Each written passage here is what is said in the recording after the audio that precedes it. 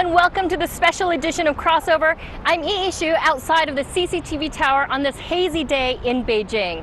Air pollution has been a challenging problem in China, and it was one of the key issues that Beijing had to address when bidding for the 2022 Winter Olympics. In fact, Beijing has promised a sustainable Olympics, but what does that entail, and how will they achieve it? In a few moments, we'll answer these questions and more in the CCTV studio when I'll be joined by key members involved in bringing the Olympics back to Beijing. Julian, welcome to Crossover. Thank you. So, Julian, I know you are very much a sports enthusiast, and you've brought some of the most important sporting events to the world. Tell me about the experience. You know, IOC, you've worked with BOCOG, and now you're working with another sports events company. Tell me about this experience.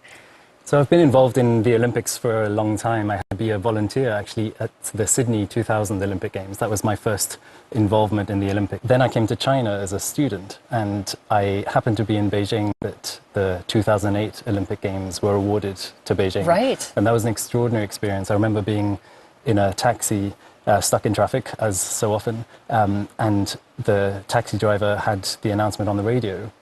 And so the moment approached where Sam Ranch was about to announce the city, and he turned up the volume and all the cars came to a stop, and suddenly you heard the city of Beijing.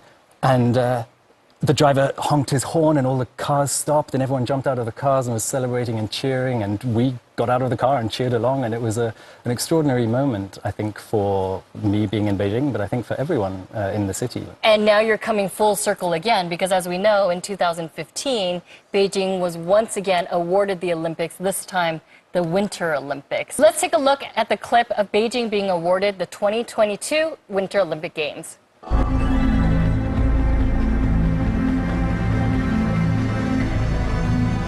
Olympic Winter Games 2022.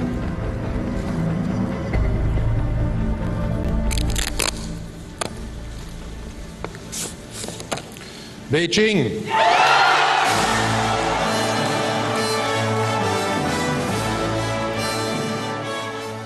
Well, we have 6 more years. It's 2016. The Games is 2022. And we also have 2 guests who were part of that very successful bid. I want to thank you, Dr. Zhang Li and Dr. Song Chang, for being here today. It's great to be here. Thank you. Nice to meet you. So tell me about this moment. You know, both of you had worked very hard for this bid. Of course, it's a very sweet sense of winning. Of course, you have all the dopamine build up in your body. But I happen to be not a very emotional person. So after that aches at the first or second, okay, but then you come to the feeling, okay, we have got the chance to prove that we can do it. We will prove that Beijing can do something really sustainable, really good with this Olympics. Right. For Beijing, and you know, we have the opponent is Almaty, and the nature environment or the sustainability is not our good. Is a really big challenge for Beijing, and we have to do many works, because you know we are good at the experience. We are good at venues. We have the stronger economic support and etc. And in many aspects we are better, but not very good at the you're absolutely sustainability. Right. So you know, if the result is different, and we will have this heavy burden for all our life. Yeah. Or you would have to bid for the 2026 Olympics. Yes. So yeah, we cried more or less. Yeah. And you're probably glad that you didn't have to do the bid process again. Yes.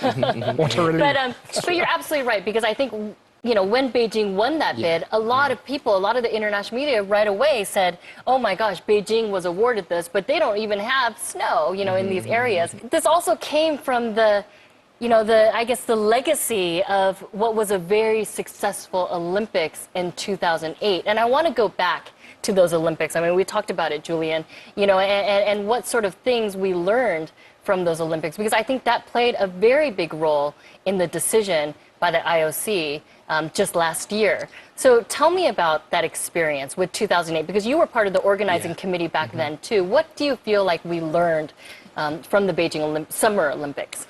And I think it's very important. It's in some content is key factor, and the IOC can give Beijing this their confidence in the bidding team, and they met many old friends from the 2008, and including myself and including many other colleagues, and so they know that they are experienced team. The thing is that Beijing, we have the 2008, we have left a amount of venues and very strong infrastructure, and so in Beijing, for example, the air plan, the transport from Beijing to any city in this earth, and we can fly to more than 200 from Beijing directly. You don't need to transfer, but for some other cities it's not easy. So that is one of the lexes from 2008 is the infrastructure and venues. Absolutely. I mean, Dr. Zhang, you are an architect. Yeah. So this whole idea of infrastructure and how Beijing transformed itself in 2008, this played a very big role. Correct? Indeed. And talking about infrastructure, there are, of course, things like hardware, trains, railways, and highways, and all this kind of airports. But there is also software. It's the internationalization of the civil life in Beijing. Hugely different from the pre-Olympic years, and that, I believe, is the biggest gain of the city of Beijing. If you want to compete in the world in the 21st century, you have to internationalize. Right. Then, after 2008, I believe the focus of holding a world event had slightly shifted from the creation of spectacles and monumentality towards sustainability. Right, right. Because 2008 was all about creating a spectacle. It was, people called it Beijing's coming out party, coming out to the world and presenting itself to the world. I mean, from an IOC perspective, were you surprised at what Beijing was able to accomplish leading up to 2008? Certainly very impressed. I'm not sure whether surprised, because I think right from the start it was clear that this was an extraordinary bid and was going to be an extraordinary games in China, because it was the first time that the games were coming to China at a time where China was going through a huge amount of development, right? Yeah. And so I think everyone knew that this was going to be a huge thing, and I think Beijing proved the world right with extraordinary ceremonies, amazing venues, a great sporting celebration. It was a very memorable moment. Dr. Zhang, when you say like this transformation of the civil society, can you get more specific? Like what happened? What were the things that, how did the Beijing people change as a result of the Olympics? It's all about opening yourself up. Yeah. You learn to speak, to communicate with the international world. You need to be more tolerant of different cultures. You need to actually appreciate, accept, and mutually benefit from different cultures. As part of the Games and the Games organization, there were a lot of other ancillary projects that were run. People sort of remember the 100-meter dash, but actually, as part of the Olympic preparation, there are all kinds of other projects that are run, including, for example, an Olympic education program at the time. So the organizing committee was working with, I think, 250,000 schools across China to educate kids about the Olympics and the Olympic values and the history and the values of excellence and friendship and respect and all these sort of things. And I think for the IOC, from the IOC's point of view, being able to reach such a huge audience by staging a games in a country like China was an enormous asset. Right, because it's not only about that event, right?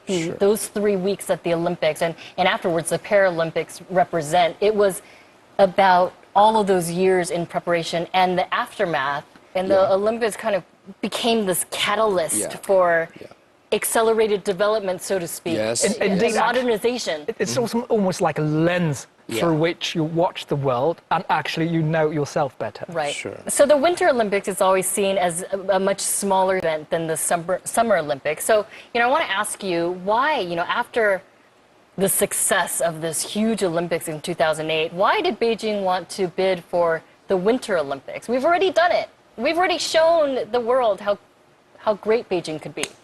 Well, as you put it, the Olympics and the spirit, the values of Olympics itself, it's something like a catalyst for civil society development, for the development of a culture, of a country. And certainly, the Winter Games is particularly so. If you think about the issues Winter Games addresses, actually they're not small, they're huge, like the relationship between man and nature, because you're dealing with a lot of mountains. Right. Like the issue, say, how do you balance between the civil society activity in the winter and in summer? So actually it's all about being small, but at the same time being smart. And so Beijing's approach for 2022 is going to be very different. You said it earlier. You said whereas 2008 was going to be a spectacle, 2022 is all about sustainability. And we're going to get into one of the most challenging issues of this Winter Olympics, which is sustainability, when we come back. Please stay tuned. It's a for all permanent people. solution Yes. for our people, not Yes. just for the participants. You don't build these facilities and infrastructure for the success of an event. The new airport that was built and the new urban rail network that was built, I mean, all of that is in constant use at the moment.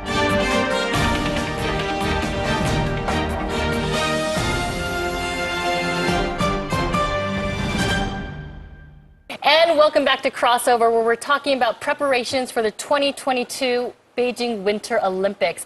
Before the break, we were talking about the legacies from Beijing 2008. And we alluded to some of the biggest challenges that we're seeing for 2022. Dr. Zhang, sustainability, this is one of the biggest issues. And one of the biggest I guess most visible aspects of sustainability and environmentalism for me is obviously Beijing and this air pollution that we're always been talking about. Back in 2008, I remember I was here. There were temporary closures of the factories. We had the odd even license restrictions, but they all seem to be temporary measures. How are we going to resolve this for 2022? Is it going to be a different approach? I think 2022 is driving Beijing to be more determined on extremely tough measures on air pollution. And actually, Dr. Song is much better of an expert than me in this regard. And regarding the air pollution, and we should look at this issue and from the historic background. First of all, air pollution is not occurred in Beijing in China. And and it's come with the industrialization process. And from the 1950s, from London, from Los Angeles, all of these industrialized nations in the mega cities, they had made air pollution problems before. Of course, we have studied their work. We have researched their experience and the lessons, and we learn from them how to prevent and eliminate the air pollution. That's the first part. The second is regarding how to guarantee the air quality in Are you 2022. guaranteeing the air Yes, quality for 2022? Of course we can. First, and 2008, and we have that promise for the 2008. And at that time, we have guaranteed that during the games time, and we will provide the air quality met the WHO standards. And we did. We have fulfilled our promise and completely. So that is very important evidence that we can do it. I mean, for games time, we're fighting the air pollution from the 1998, and we take stage by stage of action plan to fighting the air pollution. And after that, the air quality have been improved. In my view, it's remarkable. The song is right in the sense that, of course, there were also measures that were permanent. Sure. It's just important to see it in the context of the wider development and the sort of colossal development that Beijing is undergoing, and some of that overshadows, of course, the good works that are happening on that front. So in some sense, it's great to have the Olympics come back to town, drawing the spotlight yet again to air quality, and sort of putting the efforts that are being made towards improving the air quality in the wider context and the wider efforts to improve the. So why we have the confidence? Because and we have a lot of work on the tracing the source of the emission, where it's come from. For example, from the vehicle, from the earth dust, and from the industrial emissions from factories, etc. We have all this essential information about where the pollutants is coming from. We also have the modern technicals, how to enhance the efficiency, how to remove these pollutants during the production process, and also we have abundant investment. I mean, we have the economic power. We have the 5-year of air pollution control action plan, and right. Yeah. So you're saying there's this 5-year plan. It's not just for the Olympics. Yes. It's for China. Yes. It's a for all permanent people. solution Yes. for our people, not Yes. just for the participants of the Olympians. Yeah. Right? Absolutely. Do you think that we have accelerated this plan because of the Olympics? Of course. Of course. Let's talk about the sustainability issue, in infrastructure development. This was something that you were very much involved in, Dr. Zhang. Yes, urban development, construction, and all this kind of updating of infrastructure for all the, including both the city, the towns, and also the villages and mountainous areas. Actually, the sustainability issue, they are not separate issues, isolated issues like pollution, like, say, transportation. They are all connected. Yeah. And this whole sustainability thing is about 3 issues. The first is actually the decentralized of resource. As we always What does that say, mean when you say decentralized a fairer resource? world is a much better world. Okay. The concentration of resource in major cities, in metropolitan cities, actually make the villages, the towns surrounding it suffer. So we have to actually shift all the opportunities and resources to the grand or the greater Beijing area, which includes Hebei province, includes Jiangzekou, and currently the 2022 actually is dealing with the regional development, both Beijing and Jiangzekou and Hebei, which is great. Right. Yeah. And the second thing about sustainability is about where you develop the infrastructure and all the facilities. You don't build these facilities and infrastructure for the success of an event. You build for the long-term success after it, and you simply use it for the event. And the third thing about sustainability addresses the issue with man and nature. Yeah. The reconciliation of the conflict between man-made artificial things and nature things. That means replace of heavy industries, by all means. Right. Snow, winter sports, ice sports, the so-called white industry, they will replace the so-called black industry, like coal-based, mining-based industry, which is currently basically the dominating industry in the Jiangzekou area. Right, the Jiangzekou area is very heavily industrial area, so this will It's green industrials, Yeah, this will transform that local area. Yeah.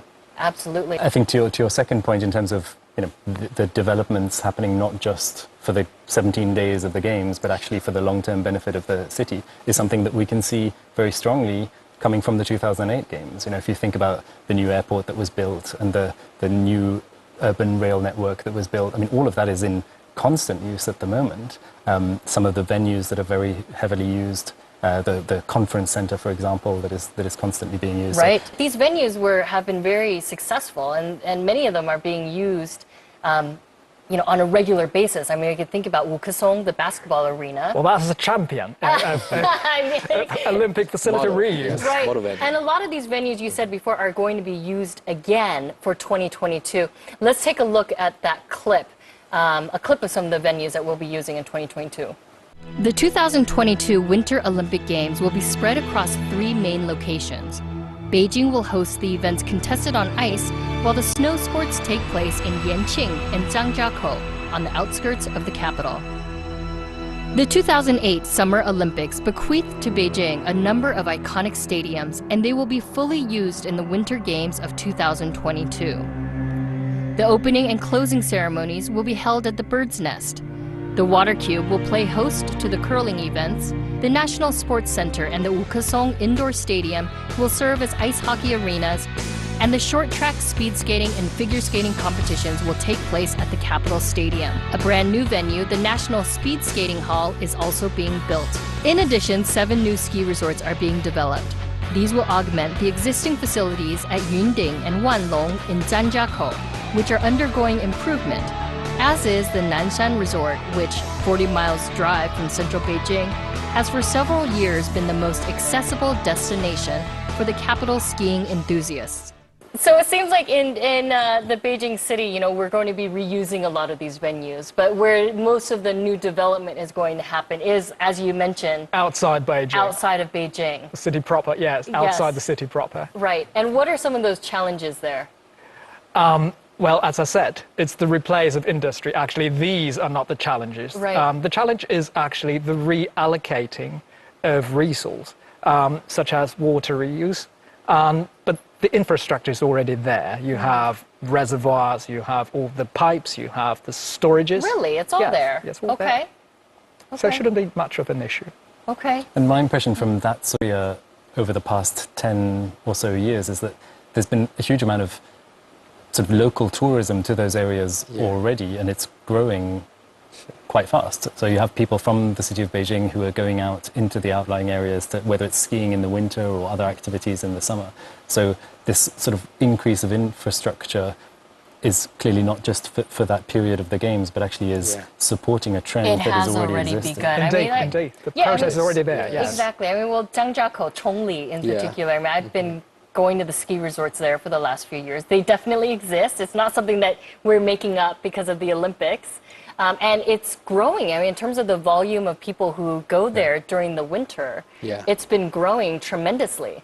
I feel like I'm hearing something very different from what I was reading in reports when Beijing was first awarded the Olympics, because what I read in some of the major newspapers was, how again, Beijing, with the lack of snow, we're going to have to bring in water to make all of the snow. Zhangjiakou is 100 miles away from Beijing proper, so we're going to have to transport everybody by high-speed rail, and the cost of this infrastructure and the environmental toll on the surrounding areas.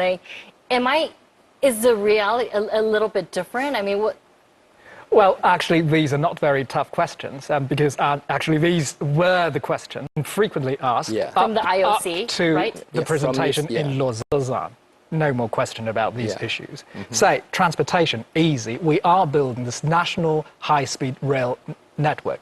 Disregard of the bidding process. Right. It's there. We are using it, rather than we are building it for 2022. Right. Second, for water and snow. Of course, actually, the use of artificial snow is preferred by the athletes. Right. It has been the norm for the Winter Games. Really? And Okay. yes, and for water, we are actually replacing the use of water for mining industry, for coal industry, with the water for snow and winter sports. It's basically recycled in nature. It's just evaporation and recollection. And also the infrastructure for water storage, for snowmaking devices, they're already there. So I'm guessing this is why it was so compelling to the IOC that this idea of sustainability, was it always part of the bidding process? Well, I think the idea of sustainability, of course, has always been hosting the Olympic Games. The city will always want to make sure it's not just for that period of the Games, but for the long-term benefit of the city. I think the IOC has sort of treated it gradually with more importance as the Games have grown in size and made it part of the formal bidding process, so that now when a city bids for the Olympic Games, there has to be a concrete sort of proposal on how venues are reused and how the effort that goes into the Games is then used long term. So now the decision on awarding a Games is actually based in part on what those plans are. Right, and how it's going to affect the local community. Sure. Well, when we come back, we're going to be joined by another guest who has been heavily involved in the winter sports industry here in China. Please stay with us. There is already an enthusiasm for winter sports. The Chinese economy has developed more or less to that point. People in the sort of chairs I love pushing them that. forward. What I see is already very encouraging.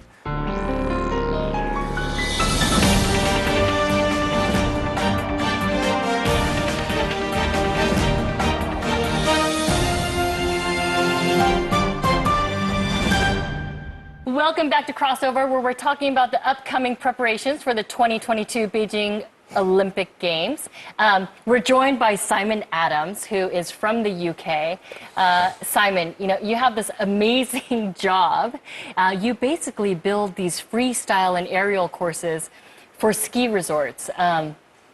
Must be amazing. It's, well, for us, obviously, it's very interesting and gives us an opportunity to be very creative. It's a little bit art, a little bit engineering, and a lot of hard work in some very difficult conditions on the mountain. But getting to see either professional athletes or amateur skiers, people who've come from Beijing to enjoy snow sports in that area, to be able to watch them play on something that we've built and have a good time is very rewarding for us. Has it surprised you, the enthusiasm for winter sports by the Chinese? I think especially in the last couple of years, we've seen a really big growth in the number of Chinese who are getting into winter sports, and we've seen a big growth in the investment as well in the infrastructure for winter sports, and we've seen a lot of new resorts opening. And when my friend, my business partner, he was working a resort in Chongli. At the time when I first met him, this was the first high-speed chairlift going in that area. And now we have gondolas, we have heated chairlifts, high-speed, dual-speed, everything. And this kind of technology is on par with anything in the world. Right. Yeah. I mean, I'm an avid skier and snowboarder, so I've skied all around the world. But, some of these Beijing lifts are the best lifts that I've ever been on because, they're starting from scratch. You could put in the newest technology. Yeah. Well, of course, China is a huge market when it comes to winter sports. I mean, virtually untapped, just starting. Let's take a look at a video clip about this market opportunity. Nationwide, the country had fewer than 10 ski resorts 20 years ago, but today the number exceeds 500. As for skating, Beijing now has 17 professional rinks, regularly visited by over 1 million young skaters. What the 2022 Winter Olympics promise is much more than just 2 weeks of exciting sporting competition. The Games are also expected, by sparking the enthusiasm of China's 1.3 billion people, to give rise to a thriving winter sports scene that will captivate the nation well into the future. So all of this was filmed in Zhangjiakou. There's snow. You could see snow on the neighboring mountains. You're involved in a lot of different sporting events. How do you see, the development of winter sports? Are Chinese really starting to get on the bandwagon when it comes to skiing and is there? But how do you see this development? I think so. I think we're in a very interesting period for sports at the moment in China. We've been through the Olympics in 2008, which was in many ways a starting point. We have a president who is a declared fan of sports, which is great. We have now government policies to encourage the development of a sports industry in China, with an expectation of, the sports industry here being valued at $800 billion by 2025. So it's a very positive environment in which to now bring the winter sports. And I think, as we were saying a little earlier, there is already an enthusiasm for winter sports in Beijing and around. But winter sports is expensive, right? I mean, it's... Well, actually, if you work with the terrain, it's not so expensive. Actually, winter sports, it's a production of the booming middle class. If you look back into history in European countries about at the turn of the century, from the 19th to the 20th century, you have the booming middle class, and then you have winter sports. You have all the resorts. Chinese economy has developed more or less to that point. And also sports on ice and on snow is different. Right. Many the older citizens in Beijing, and they often to do the ice skating in winter. I think there was a great moment actually in the bid presentation where there was an image of Hohai in the winter when it's frozen over, with people in the sort of chairs I pushing them love forward. that. Yeah, exactly. Yes. Lots of people, There's clearly a nice sort of activity culture in China. Yeah, it's very much a part of the Traditional, Beijing winter scene, right? Everybody on Hohai Lake. Traditional activities. Yes, yeah, I heard you in also winter. had Yao Ming in the bid video as well. He was he was on ice skates too, right? Sure. He was being the goalkeeper. I also have, yes. Simon, earlier in the show, we spent almost half of the show talking about sustainability and the end of these games. And I know that you're an environmentalist as well. How do you, you heard the conversation backstage. Yeah. Can you talk a little bit about, what you see from that angle in Zhangjiakou? Well, I make the journey very regularly from Beijing to Zhangjiakou, and what I see is already very encouraging, because I see the electric charging stations getting installed in the service stations along the highway, and I see that in certain areas around Beijing there are already these electric taxis. They're using these Beijing automobile company electric taxis, and I hear that the Beijing automobile company is already sponsoring, one of the big sponsors for the Olympics. And there's going to be the high-speed rail, which is maybe not yet taking me to. It's going to be Will be there, developed, right? in due course. And I think this is all fantastic, and we see already a lot of. A big increase in the workforce associated with the ski industry in Chongli and in Zhangjiakou, and I think if this can provide a kind of easy transition for people moving away from the more polluting industries, then that's going to be good. And what about the snowmaking aspects of things? The snowmaking, in terms of the water use or power use, because for power, the Zhangjiakou Chongli area is pretty good. Is a pretty good advert for sustainable power production because it's covered with wind farms. Right. Yep. So I don't know what the kind of production figures are, or whether this is covering the consumption needs of Zhangjiakou or Beijing or Chongli. But visually, it's a very encouraging sign to see all those wind farms. You drive out to Zhangjiakou. You can't miss them. They're huge. You can't miss them, and all around the mountains in Chongli as well. Right. And that's for me. That's a very good sign from the power use side. And then from the water side, we've had some big projects in the ski resorts in Chongli around Zhangjiakou, and we've not ever felt too much pressure that that we're going to that there's a shortage of water, and we produce the snow for the resorts, and because of the really cold temperatures in that area, with careful maintenance of the slopes and good snow grooming techniques, we don't have to continually make snow, as would maybe be the case in some warmer regions or in other places around the world. So I think for the use of water, I think the demand is not going to be as spectacular as people are imagining. We already have water left at the end of the season. We're not running out of water by the end of the season.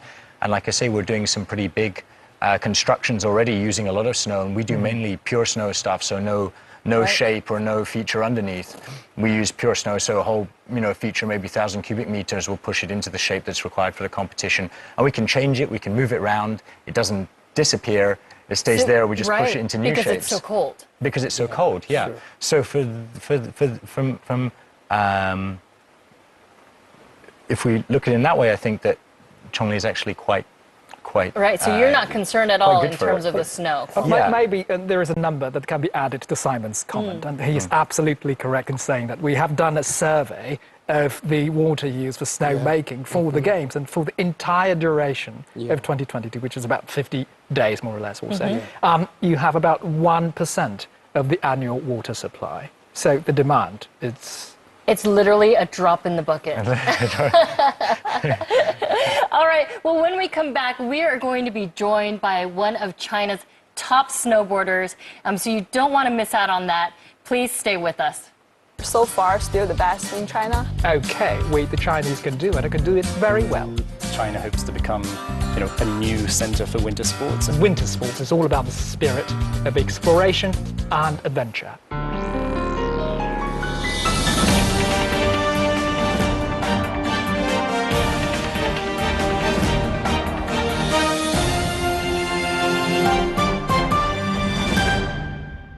Welcome back to Crossover, and before the break, I promised everybody that I will be bringing on one of China's most famous and successful snowboarders here. We have Liu Jiayu, and you are one of China's top female snowboarders. Welcome to Crossover. Thank you. My pleasure here. So, Jiayu, you won 4th in Yes. the 2010 Vancouver Olympics. Yes.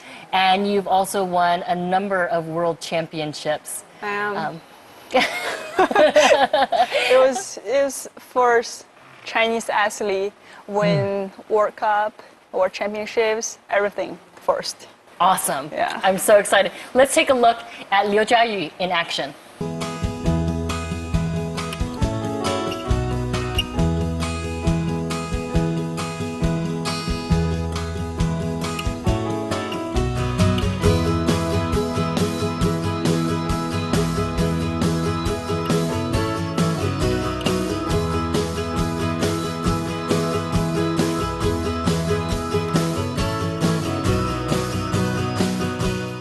It's amazing. How long have you been snowboarding for? Start 2003. That was how China snowboard star as a professional athlete. So you pretty much grew up with the sport here in China. Yes, I always say that. You snowboard around the world competitively. What impresses you the most? When you go to a city like Vancouver or you're somewhere in Europe, what are those things that are most important to you as an athlete? I think to us, more important is the house of the snow and pipe.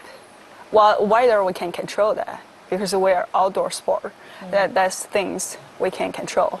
But we always expect, we want to have a good pipe because weather. Right. So we want, have a good cut, a pipe, and then good snow condition. If the weather's good, then we're lucky. In terms of these wins, what was the one that really just impressed you the most? I think the most important one was 2010 Vancouver. That's my first Winter Olympics, and I was 18. I got hurt before that, so it was, kind of tough. But I very enjoyed the games. The first time, and I got 4th place. So far, still the best in China. Right. So back in 2010, there really were not that many snowboarders. Yes. How have you seen the sport grow? Are there a lot of people? It's really great things to see how much, improve we have, and then double, triple the people doing this during the year. Snowboarding is actually decreasing in numbers across the world. I heard in America there's actually less people snowboarding, whereas China, what you're saying is it's doubling, it's tripling. Because everybody think about, snowboard is cool, fashion. Young people go up there and then look so cool, nice. And frankly, it's great to have someone like you who's had such success to act as a role model for that. Because we've said before that China's been very strong on the ice, but not necessarily as strong on the snow. Right. Now having someone like you, like a local hero who can inspire the younger generation to pick up a new sport is fantastic. Right, to get 4th in the Olympics. Dr. Song and Dr. Zhang, how important was the perspective of athletes like Liu Jiayu, how important was that when you were putting together this bid? Well, it's quintessential to the success of winter sports in China and the popularity of that particular sport. We, the Chinese, are known to have the body for martial arts, for all kinds of things, for acrobatics, but then for winter sports, when you play with gravity, can we do it? It's the examples, the role model like Jiayu's that has proved, we, the Chinese, can do it. I can do it very well. Right. Yeah. And Jiayu basically embodies one person within this what do they say? It's a 300 million person market. And, I think there are a lot of companies already kind of lining up to invest in this market. How will that affect China's economy? It's huge. I think sport in general is becoming more and more important, as we said a little earlier. It will now play a big part of that. I think over the next few years, in the run-up to 2022, we'll see more international level events coming to China as So sort of to test events. the venues and all this sort of thing. Right. But then also beyond 2022, I think it was made very clear in the bid presentation that China hopes to become, a new center for winter sports and attract more and more global events to this part of the world. So I think we'll see that not just in the run-up to 2022, but also beyond that. And then, of course, there's the whole participation aspect, and this being able to attract these big events will encourage more and more people inside of China to participate in them. And of course, you'll have the people from Beijing who will go out over the weekends, but I think it'll also have a knock-on effect around the country, and people waking up to the idea of winter sports and wanting to travel domestically. Well, to come and experience already them. I'm seeing a lot of the international ski resorts, at least European and American ones, vying for some of these Chinese skiers and snowboarders, and these are just for average participants, not just competitors. I mean, they're looking for the Chinese tourists to go to their ski resorts. Yeah, it's a huge source. Earlier in the interview, we talked about how this is all going to impact the local community. How is it going to affect those local residents on a day-to-day basis in the future and after the Olympics? How do you envision that? Well, I think, again, it's two-folded. On the surface level, you have all the economic benefits, jobs, education, infrastructure, all kinds of things. Yeah. And on the deeper structure, in the deeper structure of the society, actually, because winter sports is all about the spirit of exploration and adventure. If we can have all this spirit implanted in every aspect of the society, of the civil life, then you're going to witness a whole-scale, bottom-up process of innovation. So that will simply be good. And another one important is one important part of our national strategy of Jing-Jing-Ji, Beijing, Hebei, Tianjin, this regional coordination development strategy, and that requires that we develop the tourism, sport, and the meeting conference service belt through the Beijing and to Zhangjiakou, this belt. So, and we will find that through the 2022 games and the urbanization level of the Zhangjiakou and the people's livelihood facilities will be promoted after 2022 and remarkably. Well, of course, there's already a lot of buzz already. We talked about how all the athletes are pumped up for the 2022 Olympics. And I think as every year goes forward, we're just going to hear more. The whole community is going to be even more excited. We're going to hear more about these developments and how Beijing is once again gearing up for the Olympics. I want to thank all of you, all 5 of you, for joining me today to talk about the Olympics. Thank you so much. Thank you. Thank you. Yeah. And thanks to our viewers at home for tuning in. We'll see you next weekend on Crossover. Bye for now.